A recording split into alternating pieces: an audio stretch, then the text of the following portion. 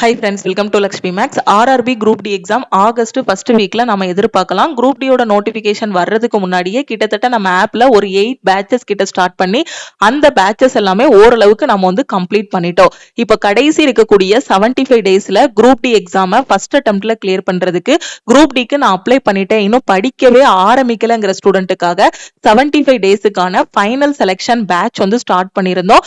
Last week இந்த batch வந்து start பண்ணோம். இந்த பேட்ச்ல இருக்க ஸ்டூடெண்ட் ஃபர்ஸ்ட் வீக்கோட பிளான் வந்து இப்ப கம்ப்ளீட் பண்ணிட்டாங்க. இன்னைக்கு செகண்ட் வீக்குக்கான பிளான் வந்து ஸ்டார்ட் பண்ணிருக்காங்க. இந்த செகண்ட் வீக்ல என்னென்ன டாபிக்லாம் படிக்க போறோம், இந்த வாரம் சாட்டர்டே எந்தெந்த டாபிக்ல இருந்தெல்லாம் டெஸ்ட் இருக்கும், இத பத்தி தான் இந்த வீடியோல நாம பார்க்க போறோம். நீங்களும் குரூப் டிக்கு அப்ளை பண்ணிட்டீங்க, இன்னும் படிக்கவே இல்ல, நான் CCA candidate, PWBD, X serviceman, ஓபன்ல வரக்கூடிய ஸ்டூடெண்ட், சோ நான் இப்ப இருந்து படிக்க ஆரம்பிக்கணுங்கிற ஸ்டூடெண்ட் இந்த ஃபைனல் பேட்ச்ல நீங்க வந்து ஜாயின் பண்ணிக்கோங்க. ஓகே, சோ டே 1ல பாத்தீங்கன்னா ரீசனிங்ல டைரக்ஷன் வந்து படிக்கிற மாதிரி இருக்கும். இதோட பிளானோட ஸ்ட்ராட்டஜி லாஸ்ட் வீக்கே நான் உங்களுக்கு சொல்லிட்டேன். குரூப் டியோட syllabus reasoning, maths, science, general awareness. General awareness பொறுத்த வரைக்கும் 20 கொஸ்டின் கேட்பாங்க. இதுல மெஜாரிட்டியான கொஸ்டின் கரண்ட் அஃபேர்ல இருந்தா கேட்பாங்க. அதனால இந்த பிளான்ல நாம என்ன பண்ண போறோம்னா ஃபர்ஸ்ட் ரீசனிங் முடிக்க போறோம். ரீசனிங்ல நமக்கு 30 மார்க் இருக்கு. அப்போ ஃபர்ஸ்ட் ஒரு 3 வாரத்துல ரீசனிங் கம்ப்ளீட் பண்ணிட்டு அப்படியே ரீசனிங் படிக்க ஆரம்பிக்கும் போதே ஜனவரி மந்தோட கரண்ட் அஃபேர்ல இருந்து படிக்க ஆரம்பிச்சிருக்காங்க. ஏன்னா குரூப் டி பொறுத்த வரைக்கும் கடைசி 6 மாசத்தோட கரண்ட் அஃபேர் இல்லனா 8 மாசத்தோட கரண்ட் அஃபேர் வந்து படிக்கணும். இப்போ ஃபர்ஸ்ட் நாம கடைசி 6 மாசத்தோட கரண்ட் அஃபேர் வந்து படிக்க போறோம். சோ அப்போ டே 1ல வந்து ரீசனிங்ல இருந்து ஸ்டார்ட் பண்ணோம். அப்படியே ஜனவரி மந்தோட கரண்ட் அஃபேர் வந்து படிக்க ஆரம்பிச்சோம். இப்போ ரீசனிங் முடிஞ்சதுக்கு அப்புறம் மேக்ஸ் முடிக்கிற மாதிரி இருக்கும்.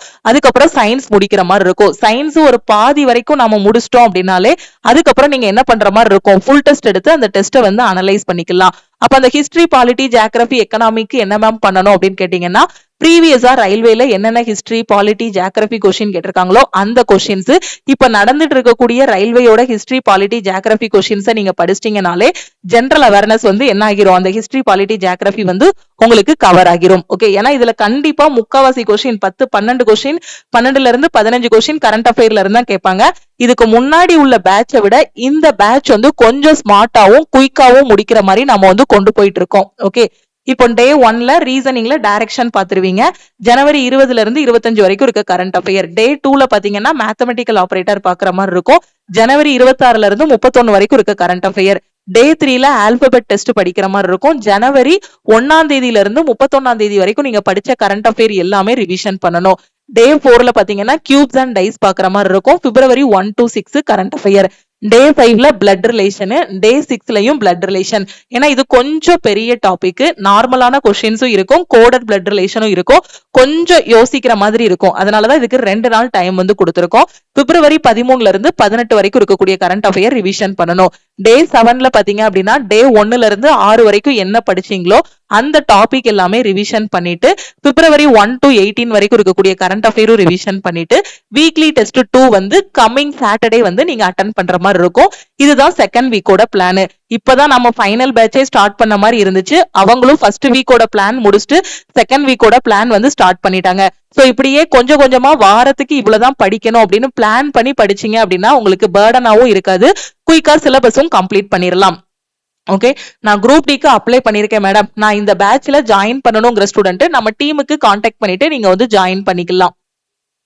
ஆல்ரெடி நான் உங்களுக்கு ஃபர்ஸ்ட் வீக்கோட பிளான் வந்து எக்ஸ்பிளைன் பண்ணிட்டேன். இதுதான் ஃபர்ஸ்ட் வீக்கோட பிளான். லாஸ்ட் வீக்கோட வீடியோல பாத்தீங்கன்னாலே ஃபர்ஸ்ட் வீக்கோட பிளான் வந்து உங்களுக்கு டீடைலா நான் வந்து எக்ஸ்பிளைன் பண்ணிருப்பேன். ஓகே, அதே மாதிரி உங்களுக்கு ஒவ்வொரு வாரமும் முடிய வீக்லி டெஸ்ட் வந்து ரியல் எக்ஸாம் இன்டர்ஃபேஸ்ல வந்து கொடுத்திருப்போம். ஓகே, இப்போ ஃபர்ஸ்ட் வீக்கோட டெஸ்ட் பாத்தீங்க அப்படின்னா உங்களுக்கு இந்த மாதிரி தான் கொடுத்திருந்தோம்.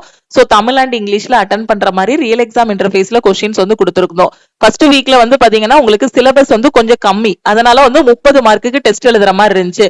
அப்படியே போக போக பாத்தீங்கன்னா ஒரு 40 மார்க் 50 மார்க்குக்கு நீங்க டெஸ்ட் எழுதுற மாதிரி இருக்கும். ஓகே, சோ தமிழ்ல உங்களுக்கு கொடுத்திருப்போம். ஒரு வாரம் முடிஞ்சதுமே இந்த மாதிரி டெஸ்ட் வந்து அப்லோட் பண்ணிடுவோம். கொஸ்டின்ஸ் எல்லாமே தமிழ்ல நீங்க படிச்சிருக்கீங்க அப்படின்னா நீங்க வந்து தமிழ்ல வந்து டெஸ்ட் அட்டென்ட் பண்ற மாதிரி இருக்கும். ஓகே, இப்போ நீங்க இங்கிலீஷ்ல அட்டென்ட் பண்ணணும் அப்படின்னா இந்த ரியல் எக்ஸாம் இன்டர்ஃபேஸ்லயே லாங்குவேஜ் வந்து சேஞ்ச் பண்ற மாதிரி கொடுத்திருப்போம் வீக்லி டெஸ்ட்டுக்கு. சோ லாங்குவேஜ சேஞ்ச் பண்ணிட்டீங்க அப்படின்னா அந்த கொஸ்டின்ஸ் எல்லாமே உங்களுக்கு வந்து இங்கிலீஷ்ல வந்து ஓபன் ஆகும். ஓகேவா, சோ டெஸ்ட் முடிஞ்சதும் நீங்க அட்டென்ட் பண்ண டெஸ்ட்டுக்கான டீடைல்டு சொல்யூஷன் வந்து நீங்க பாத்துக்கலாம்.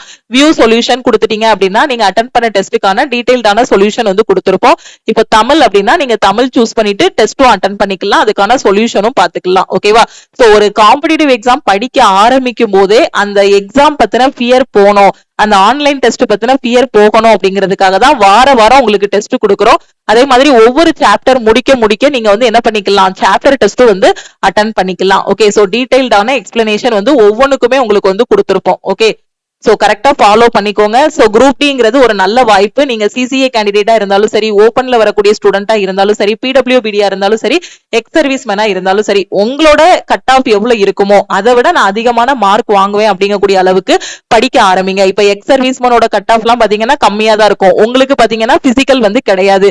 அதே மாதிரி சிசிஏ கேண்டிடேட் பாத்தீங்கன்னா ஓபன்ல வர்றவங்களை கம்பேர் பண்ணும்போது உங்களுக்கும் கட் ஆஃப் வந்து என்னவா இருக்கும், கம்மியா தான் இருக்கும். உங்களுக்கும் பிஇடி வந்து இருக்காது. இப்ப ரயில்வேல அப்ரண்டிஸ்ஷிப் எல்லாம் பண்ணிருக்கீங்க அப்படின்னா இது ஒரு நல்ல வாய்ப்பு. சோ கரெக்டா யூட்டிலைஸ் பண்ணிக்கோங்க. சோ கரெக்டா படிங்க. அப்ளை பண்ணிட்டேன் ஆனா படிக்கவே இல்ல சிசிஏ கேண்டிடேட் சோ அப்படிங்கிற ஸ்டூடெண்ட் கரெக்டா இந்த பிளான்ல ஒரு 50% நீங்க ஃபாலோ பண்ணாலே போதும். சிசிஏ கேண்டிடேட் நீங்க ஃபுல்லா படிக்கணும்னு கூட இல்ல, ஒரு 50% முடிச்சீங்கனாலே சிசிஏ கேண்டிடேட் வந்து உள்ள போயிடலாம். ஓபன்ல வர ஸ்டூடெண்ட் வந்து இந்த பிளானை வந்து 100% வந்து நீங்க ஃபாலோ பண்ணணும்.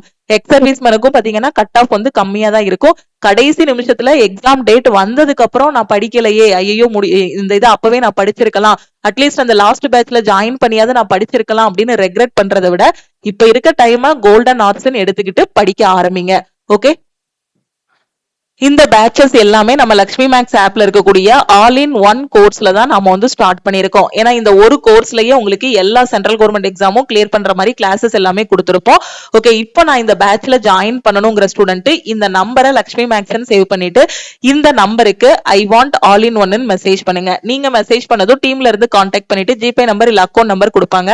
லைஃப் டைம் வேலிடிட்டி அப்படின்னா 1999 பே பண்ணிட்டு பேமெண்டோட ஸ்கிரீன்ஷாட் சென்ட் பண்ணுங்க.